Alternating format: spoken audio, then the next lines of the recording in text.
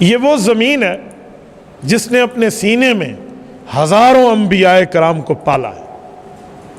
ارض المقدسہ قرآن کریم اس کا نام دیتا ہے، پاکیزہ سرزمین، فلسطین پاکیزہ سرزمین۔ اور یہ اتنی مبارک زمین ہے کہ حضرت موسیٰ علیہ نبینا علیہ السلام کے لیے صحیح بخاری کی حدیث موجود ہے کہ جب ان کو وفات کا وقت آ پہنچا تو حضرت موسیٰ علیہ السلام نے اللہ سے دعا کی کہ میرے مولا اگر کوئی پتھر پھینکے نا اور وہاں تک جا کے پتھر پہنچے، مجھے اتنا قریب کر دے فلسطین اور بیت المقدس کے تاکہ میری قبر وہیں بن پائے۔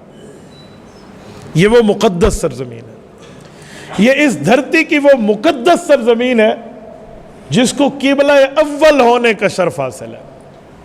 قبلہ اول کا معنی سب سے پہلا قبلہ ہمارے پاکستان میں شمال سائڈ بنتی ہے، ہم ادھر منہ کر کے نماز پڑھتے تھے، رسول اللہ نے 17 مہینے ادھر منہ کر کے نماز پڑھائی ہے۔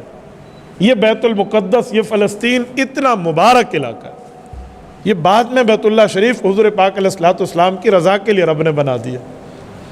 اور بیت المقدس وہ عظیم دھرتی کا خطہ ہے جہاں پر ایک عبادت کی گئی ہے، اور وہ عبادت نہ اس سے کبھی پہلے ہوئی ہے نہ اس عبادت کے بعد قیامت تک ایسی عبادت ہوگی۔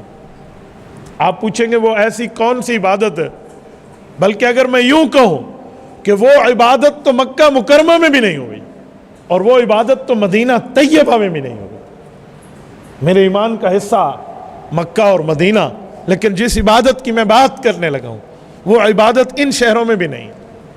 وہ عبادت یہ ہے کہ جہاں حضور پاک علیہ السلام نے 2 مرتبہ انبیاء کرام کو با جماعت نماز ادا کرائی ہے۔ یہ اتنی مبارک عبادت ہے، اس میں امام بھی نبی ہے، مقتدی بھی نبی ہے، اس میں غیر نبی موجود نہیں ہے جو غیر نبی ہو اور حضرت آدم علیہ السلام کی اولاد ہو اور یہاں موجود ہو، ایسا نہیں ہے۔ جبرائیل امین تو فرشتے ہیں نا، وہ تو ویسے ہی ٹھہرے ہیں کیونکہ وہ نمائندہ ہے۔ باقی اس دھرتی پر حضرت آدم کی اولاد میں جتنے انبیاء تھے وہ ادھر امام اور مقتدی میں جمع، اس کے علاوہ کوئی اور کی انٹری نہیں ہے۔ اور یہ نماز 2 مرتبہ پڑھائی گئی۔ ایک مرتبہ حضور پاک علیہ السلام تشریف لے جا رہے تھے آسمان پہ، جاتے ہوئے یہاں نماز پڑھائی۔ ملا علی قاری رحمۃ اللہ علیہ نے مرقات شرح مشکات جلد نمبر 11 میں فرمایا یہ صلاۃ خصوصیہ ہے، پہلی نماز پڑھی گئی۔ اور پھر رسول اللہ صلی اللہ علیہ وسلم واپس تشریف لائے، باقی انبیاء کرام واپس تشریف لائے تو دوسری مرتبہ صلاۃ الوداعیہ پڑھائی گئی، سی آف کرنے کی، اللہ حافظ کرنے کی نماز۔ اس کے بعد تمام انبیاء اپنے اپنے مقامات پہ گئے۔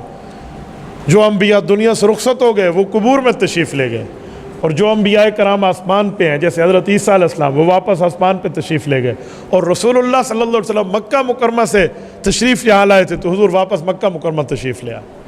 یہ مخصوص عبادت جہاں امام بھی نبی، مقتدی بھی نبی، اس دھرتی کی افضل ترین عبادت ہے جو نہ اس سے پہلے ہوئی ہے نہ اس کے بعد ہوئی ہے۔ یہ اس سرزمین پہ ہوئی، یہ بیت المقدس ہے۔